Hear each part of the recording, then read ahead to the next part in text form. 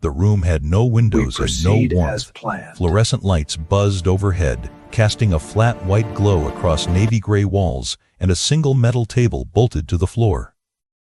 3 cameras watched from the corners, their red lights blinking in slow, patient rhythm, recording everything, every breath, every pause. Staff Sergeant Mara Vale sat alone at that table. Her hands were flat against the cold steel, fingers relaxed, posture straight, but not stiff. She did not shift. She did not fidget. Her face gave nothing away. Around her, senior officers filled the room in polished uniforms, arms crossed, backs straight, expressions already decided. This was not a place built for listening. It was built for judgment. Lieutenant General Harold Vance leaned forward in his chair, elbows resting comfortably on the desk. He looked at her file, then at her face, and smiled like he was sharing a joke meant for the room, not for her. "So," he said lightly, voice carrying, "let's talk about your kill count." A few officers laughed, not loudly. Just enough. Then the sound faded. Mara did not blink. She did not straighten. She did not lower her gaze. She stayed exactly where she was, silent, steady, unmoved. And in that silence, the room began to feel smaller, tighter, like it was waiting for something it wasn't ready to hear. Before we begin, make sure to subscribe to Military and Veteran Stories so you never miss these true tales of courage. And tell us in the comments, where are you watching from today? Staff Sergeant Mara Vale was in her early 30s, and she looked like the kind of Marine most people would never notice in a crowd.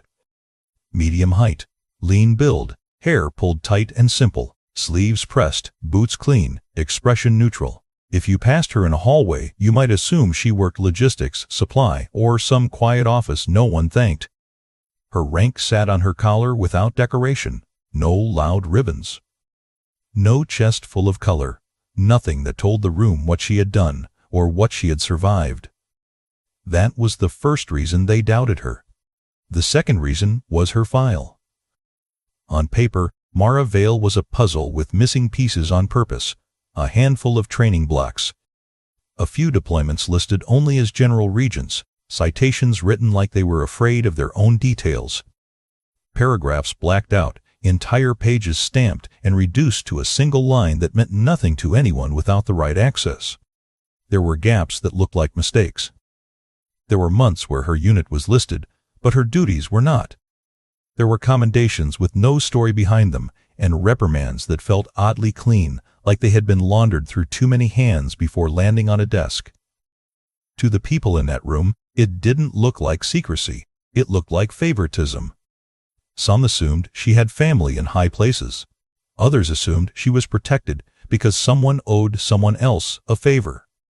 A few simply decided she was a problem that had slipped through the cracks, and today was the day the system would correct itself.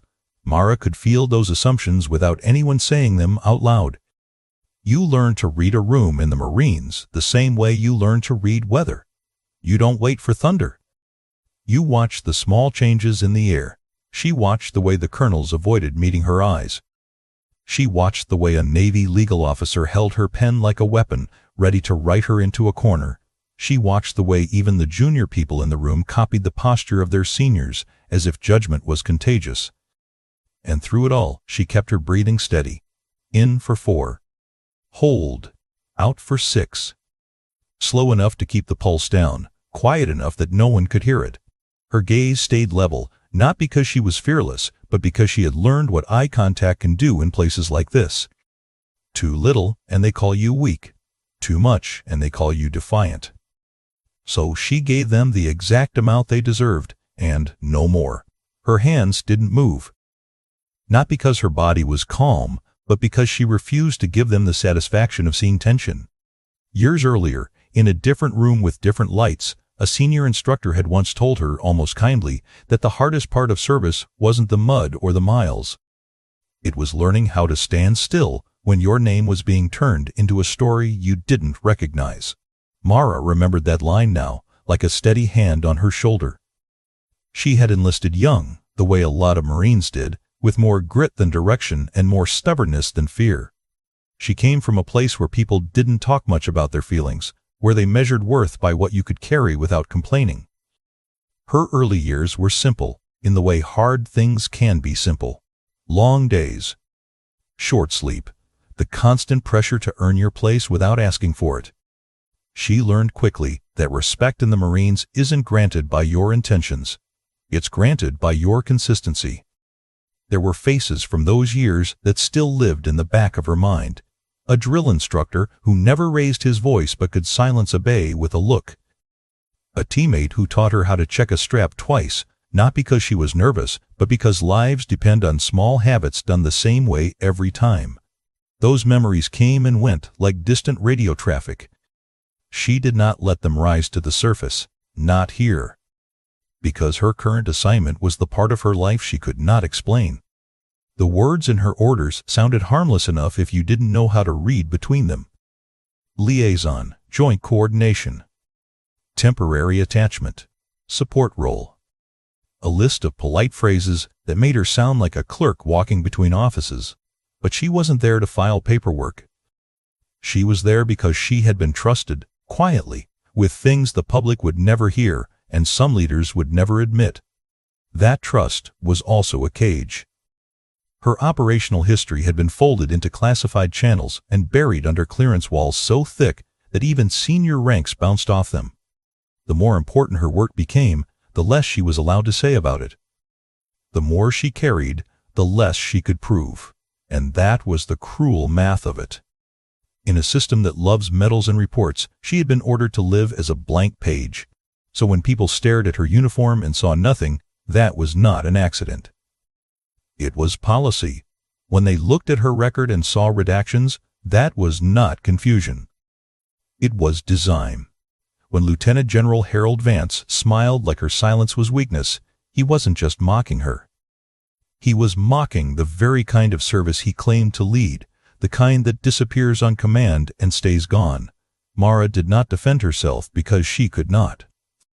One wrong sentence could violate orders that were not written in the same ink as the rest of her file. She could feel the boundary line in her mind like a tripwire. Say too little, and they bury you. Say too much, and they destroy you. That was why she stayed quiet. Not from fear, but from discipline. And discipline can feel lonely in a room full of people. There was a moment earlier, before the hearing began, when a junior officer had walked past her table and set down a paper cup of water. The officer didn't say anything. No smile. No apology. Just a small act that felt almost out of place in a room built to harden people. Mara hadn't touched the water, not yet. She could feel the isolation in the way the room held its distance. They didn't hate her the way a crowd hates. They dismissed her the way institutions dismiss, cleanly and efficiently, like a document stamped and filed away. Open hostility would have been easier. At least hostility admits you matter.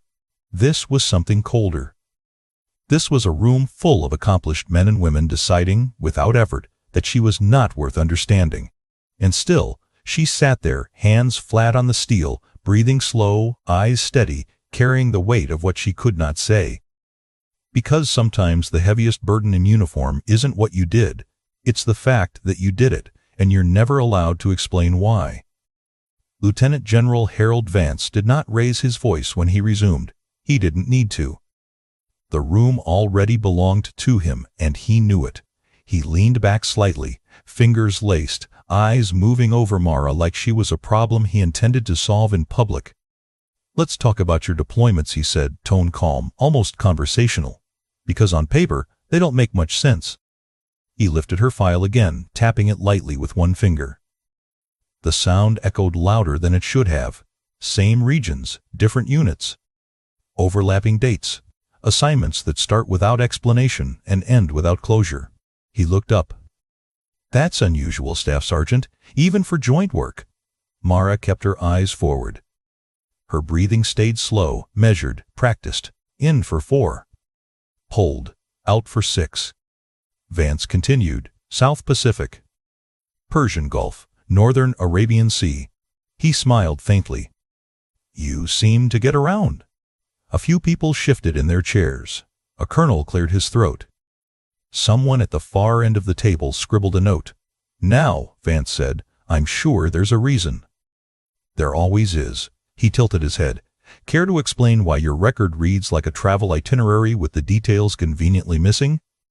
The question hung there, waiting to be answered. Mara did not move. Her jaw tightened just enough that it might have gone unnoticed by anyone who wasn't trained to see strain in millimeters. Her hands stayed flat on the table, fingertips lightly touching the edge, nails trimmed short, steady. "I'm not authorized to discuss specific operations," she said evenly. Her voice was quiet, not weak. Just contained. Vance nodded slowly, like he'd expected that answer. "Of course you aren't." He let out a soft breath that almost sounded like a laugh. "That seems to be your favorite phrase." A few smiles appeared around the room. "Here's the problem," he went on. "We're not talking about classified targets or sensitive methods. We're talking about basic accountability. Who you worked with. What your function was. Whether you were even necessary." Necessary. The word landed harder than the others. Mara swallowed once. Controlled. Silent. Vance leaned forward again. "Joint operations require transparency at some level. Especially when a Marine ends up attached to Navy units without a clear role." He paused. "Unless, of course, there was no role." The room shifted. Curiosity thinned into something sharper. A Navy captain glanced toward another officer, eyebrows raised. A Marine colonel crossed his arms tighter. Pens stopped moving. "Were you embedded?" Vance asked, "or were you simply along for the ride?" Mara felt the pressure rise behind her eyes, not from anger, but from restraint. The words were there. They always were. She knew exactly how to dismantle his assumptions, point by point. She also knew she was not allowed to. "I fulfilled the duties assigned to me," she said. "That's not an answer," Vance replied lightly. "That's a dodge." A few chuckles followed. Not loud, just enough. He let the laughter breathe, then pressed again. "Let's try a different angle." "Your evaluations?" He flipped another page. Marked competent. "Reliable, calm under pressure." He glanced up. "No negatives, no standout remarks. Very safe language." Safe. Another word meant to shrink her. "In my experience," he said, "that usually means one of two things. Either you never did anything worth writing about, or someone made sure nothing specific ever got written." He smiled again. "Which do you think it is?" Mara's eyes did not leave the space just beyond his shoulder. She could feel the room watching her now, waiting for a crack. Waiting for frustration. Waiting for defense. Her breath stayed even. "I followed orders," she said. Vance spread his hands. "And there it is." He looked around the room. Always the same answer. This time the laughter was more confident. The hearing moved on like that, question after question, each one framed to make her silence look like guilt. He asked about units she could not name. About missions she could not confirm. About time frames she was ordered to treat as non-existent. Every time she answered carefully, minimally, within the narrow lane she was allowed. Every time Vance reframed it. She doesn't remember. She can't clarify. She won't explain. By the time he called for a short recess, the mood in the room had shifted completely. Outside the chamber, the hallway filled with low voices. Conversations overlapped, sharp and speculative. "I don't get it," someone said. "If she did something worth hiding, why put her here at all? Looks like someone pushed her through, probably political." Mara sat alone on the bench near the wall, back straight, eyes down. She didn't drink the water that had been offered earlier. Her fingers curled briefly against her palm, then relaxed again. In that quiet moment, the strain showed in small ways. A tightness at the corner of her mouth. A slow exhale held just a fraction too long. What would you have done in that moment? Would you have defended yourself, or stayed silent? When they returned to the room, Vance didn't waste time. "Let's address the elephant in the room," he said, voice carrying. "Your attachment to a Navy task unit during your last deployment." Mara felt the air change. That line. That subject. the boundary she could not cross. According to this, he continued, you were present during direct action operations. He looked at her, combat adjacent, at minimum. She said nothing. Vance's smile widened. Which brings us back to my earlier question. A few people leaned forward now. In environments like that, he said, everyone contributes in some way. Everyone carries weight. He paused. So it's fair to ask what yours was. Mara's chest rose and fell. You're asking me to discuss classified material, she said. I'm asking you to account for yourself, Vance replied. There's a difference. He stood this time, slowly, deliberately, walking a step closer to her table. Not into her space, just close enough to be felt. Silence, he said, can mean many things. Discipline. Loyalty. He tilted his head. Or it can mean there's nothing there. The room was completely still. Mara could feel the edge now, the place where restraint starts to cost more than it protects. She knew Vance was steering toward one outcome, force her to speak or make her look empty. Her jaw tightened again. She breathed through it. Vance glanced around the room, then back at her. You understand how this looks, don't you, Staff Sergeant? She nodded once. A small movement. And you're still choosing not to clarify. Yes, sir. That single word echoed. Vance straightened, satisfaction flickering across his face. Very well. He turned back to the panel. Then let the record reflect that the subject has declined multiple opportunities to explain discrepancies in her service. Pens scratched. Keys clicked. Mara stared at the tabletop. The cold steel felt steadier than the air around her. She knew what was coming next. She had known from the moment she sat down. The questions were narrowing. The room was closing in. And soon, very soon, someone would try to break the silence by force. Something in the room had begun to drift out of alignment. It wasn't loud. It wasn't obvious. It was the kind of shift you only feel after you've spent years around danger that doesn't announce itself. A pressure change. A silence that lasts a beat too long. Rear Admiral Thomas Keene had not spoken once since the hearing began.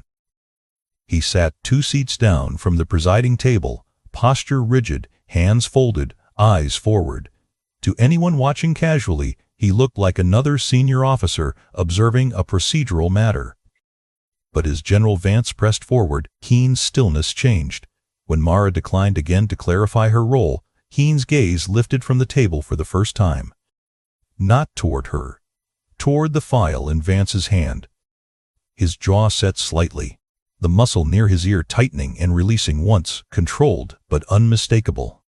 It was the look of a man who recognized a boundary being tested by someone who did not know it existed.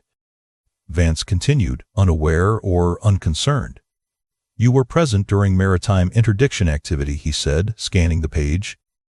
That's the language here. A legal officer murmured something under their breath. Another officer leaned closer to read.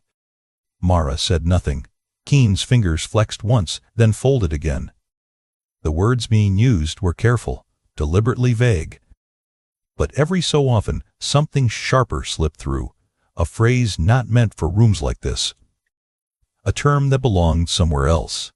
At one point, a junior staff member leaned toward a colonel and whispered a reference to night insertion protocols. Not loudly, just enough. The colonel stiffened. His eyes flicked toward Keene, then away. Mara felt the shift before she saw it. The way a few officers stopped leaning back and started leaning forward. The way pens paused mid-stroke. The way skepticism gave way to something closer to uncertainty. Her calm, which had been dismissed as passivity, began to feel wrong to them. People who are empty crack under pressure. They ramble. They argue. They over-explain. They reach for sympathy or anger or anything that might move the moment. Mara did none of that. She sat as she had from the start, shoulders square, chin level, breathing slow. Her eyes did not dart. Her hands did not tremble. Even as the question sharpened, her composure stayed exact, almost surgical. That kind of control unsettles people. Vance asked again about timelines, about command relationships, about why a Marine would be attached to a Navy element with no publicly listed task. He smiled while he did it, but the smile was starting to look thin. Mara answered when required. Brief. Precise. No extra words.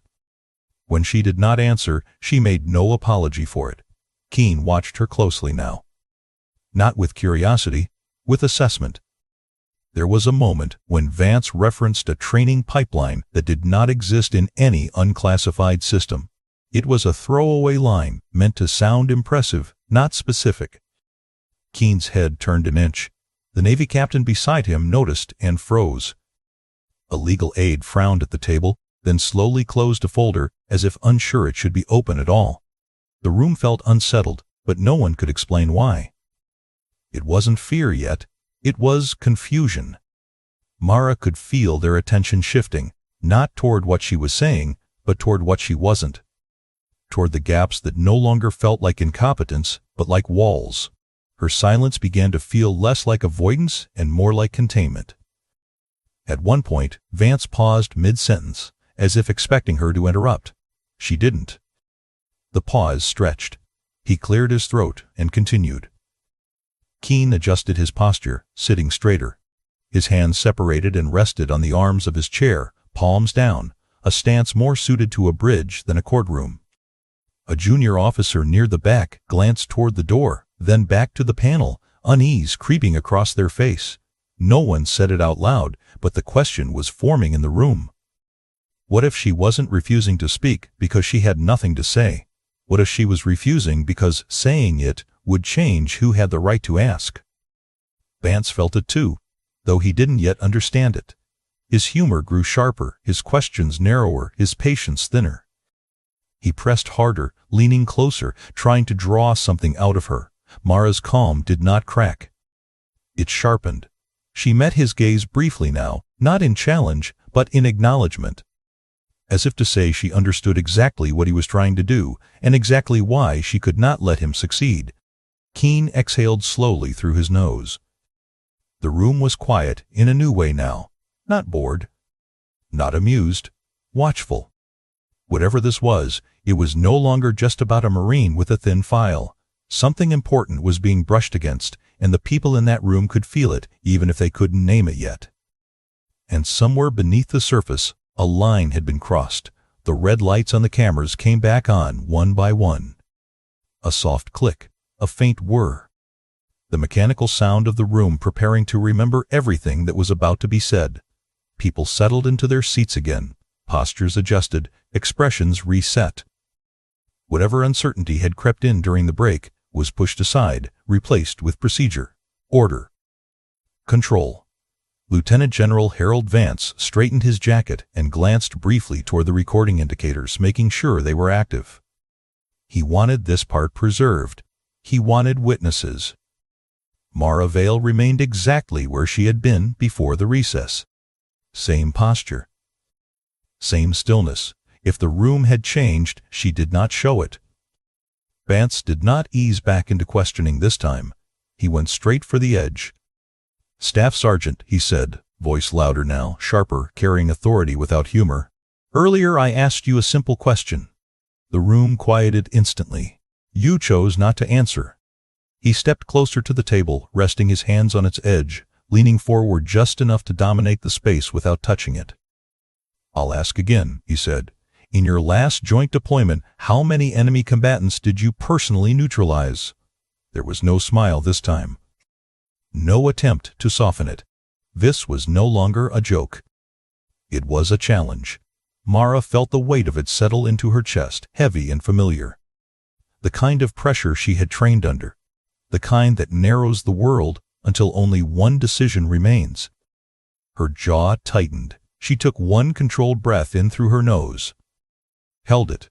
Let it out slowly. Then, for the first time since the hearing began, she lifted her head. Not abruptly. Not defiantly. Just enough to meet his eyes. The room reacted before she spoke. Chairs creaked softly as people leaned forward. A pen slipped from someone's fingers and clattered quietly to the floor.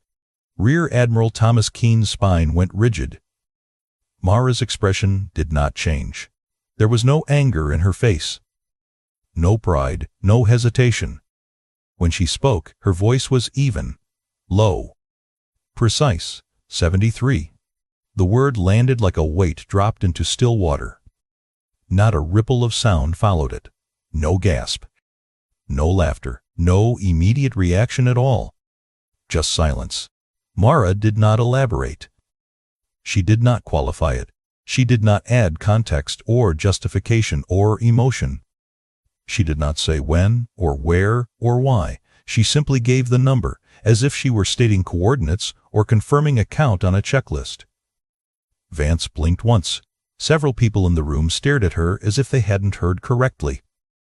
Someone near the back shifted sharply, chair legs scraping against the floor.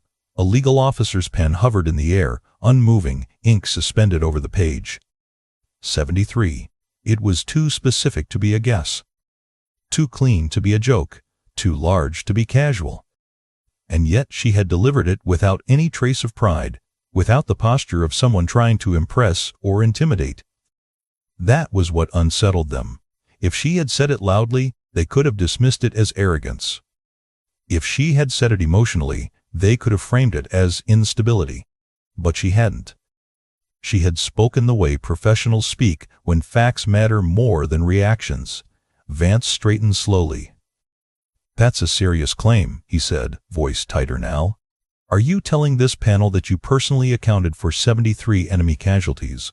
Mara held his gaze. "Yes, sir." Still nothing more. A murmur spread through the room, uneven and uncontrolled.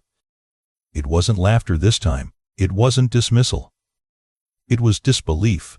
A Marine colonel shook his head slightly. A Navy captain leaned back, eyes narrowed, recalculating. Someone whispered the number again under their breath, as if repeating it might make it make sense. 73. Vance glanced around the room, then back at Mara. "Over what period?" he asked. "What operation?" Her eyes did not flicker. "I'm not authorized to discuss operational details," she said. The silence that followed felt different now. "Finger charged." Vance exhaled sharply through his nose. "You expect us to believe that number," he said, without context, without verification, without supporting documentation. "I expect you to record my answer," Mara replied. That was all. Rear Admiral Keene's hands tightened on the arms of his chair.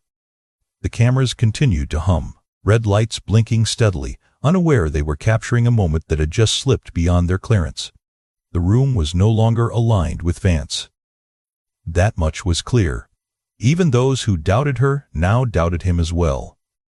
The balance had shifted, not fully, but enough to be felt. If she were lying, she was doing it with a discipline no one could fake. If she were telling the truth, then something far larger than this hearing was brushing against the edges of the room. Vance seemed to sense that his control was slipping. He cleared his throat, trying to regain momentum. "And you feel comfortable stating that on the record," he said without explanation. "Yes, sir." No pride. No apology, just certainty. A legal officer leaned toward another and whispered something urgent. A folder was quietly closed. A page turned back. Keene's gaze stayed fixed on Mara now, sharp and assessing, not with suspicion, but with recognition. He had seen this before. The calm that comes not from confidence, but from containment. From carrying something too heavy to display. Vance stepped back from the table, jaw set. "Let the record reflect," he said, "that the subject has now introduced an unsubstantiated claim of lethal engagement." Mara did not react to the phrasing. She had answered the question. Nothing more. The room did not know what to do with that answer yet.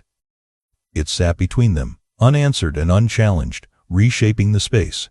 Whatever Vance had expected, this was not it.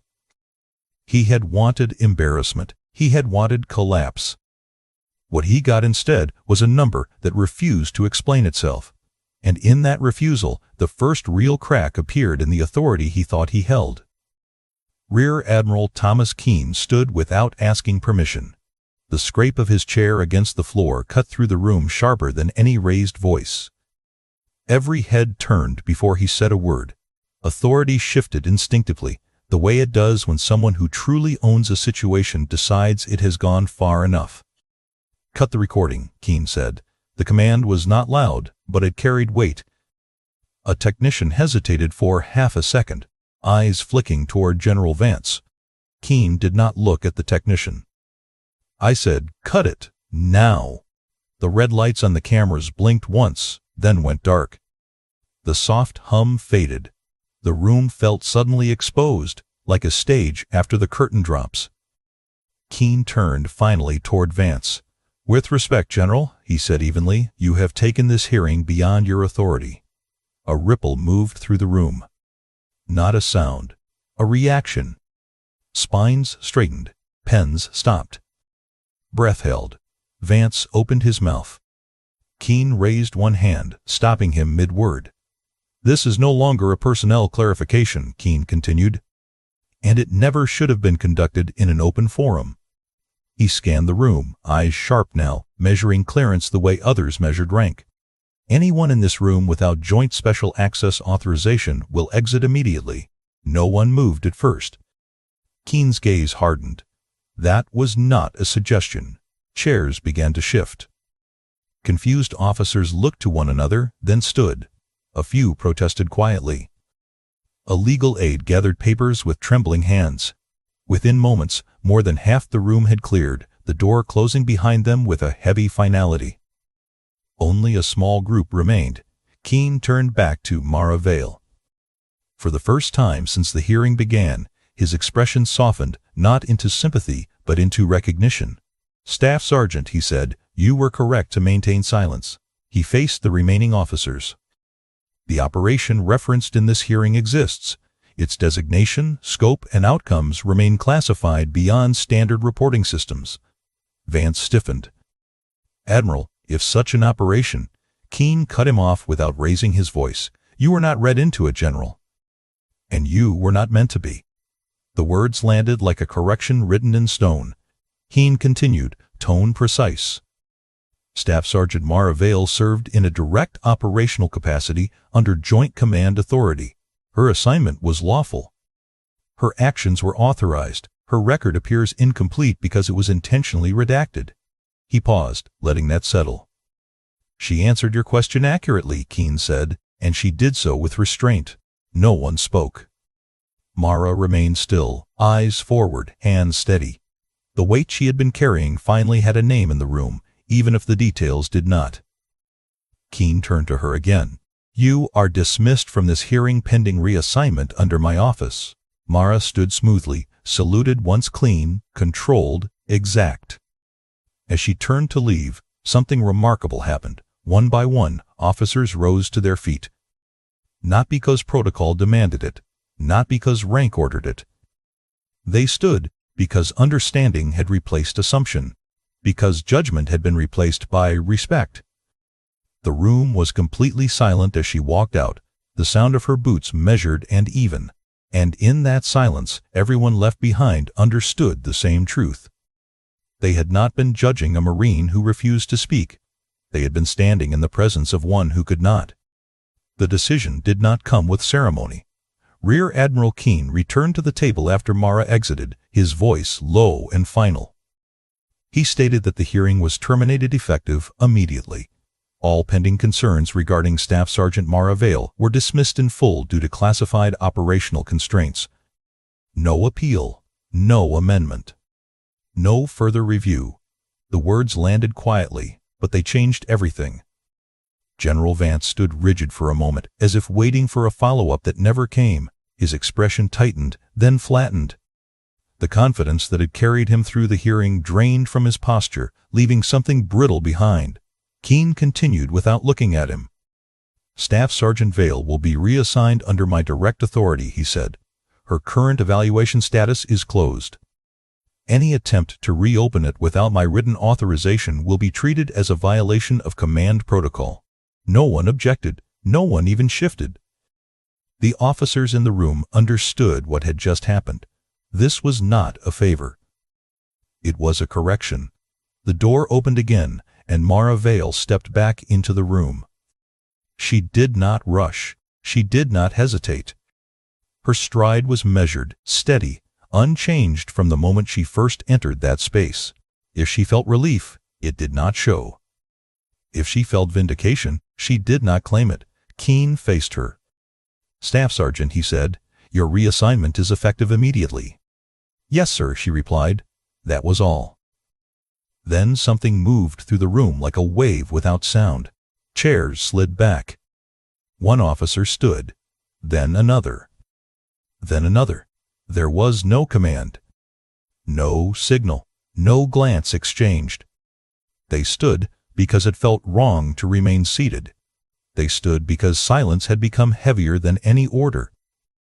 Mara stopped. For the first time since the hearing began, she seemed to register the room not as a threat, but as a presence. Her eyes moved once, briefly taking in the sight. Senior officers. Legal staff. Commanders who had judged her moments earlier. All on their feet. She did not react the way people expect in moments like this. There was no visible release of tension, no softening, no smile. She simply squared her shoulders and raised her hand. The salute was clean, controlled, exact, not hurried, not exaggerated. It was the kind of salute given by someone who respects the uniform more than the moment. Keene returned it without hesitation. Around them, the room remained frozen. No applause followed, no murmurs, no whispered commentary. The silence carried more weight than noise ever could. General Vance was still seated. His hands rested on the table where he had leaned so comfortably before. His eyes followed Mara, but they did not meet hers. In that stillness, the contrast was impossible to ignore. The Marine who had been questioned for her silence now stood acknowledged without speaking. The general who had spoken the most sat exposed by his own certainty. Mara lowered her hand and turned toward the exit. Her boots sounded against the floor, each step even, unhurried. The room did not move until the door closed behind her. Only then did people breathe again. Keene remained standing for a moment longer, his gaze lingering on the empty doorway. Then he turned back to the table. "This concludes the matter," he said. No one argued. Outside, the hallway felt brighter, though the lights were the same.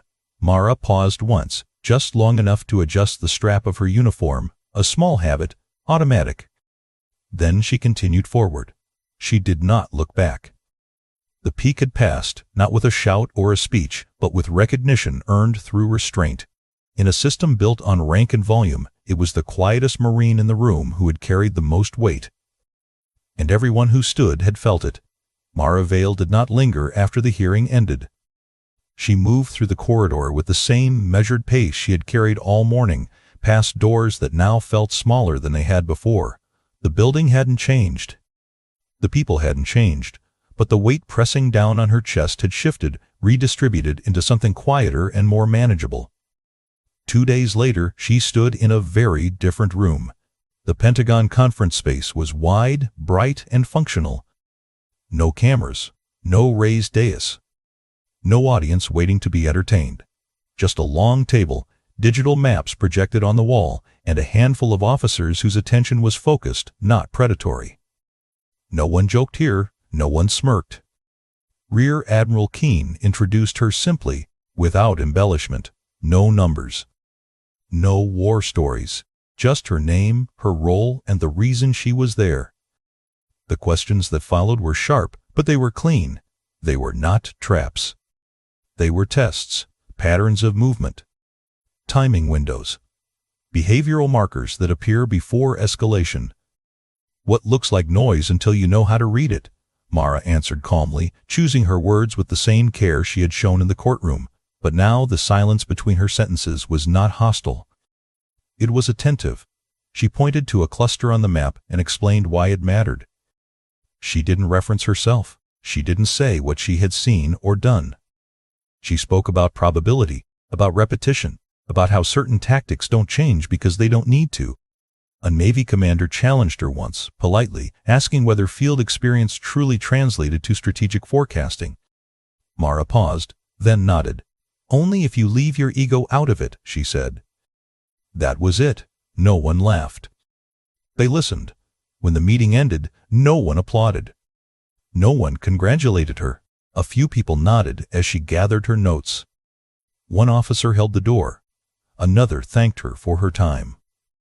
It was respect stripped of ceremony, and it felt real. As she walked back into the hallway, the narrator's reflection settled in, quiet and certain. Some warriors are loud because they need to be seen. Others are silent because what they carry cannot be shared.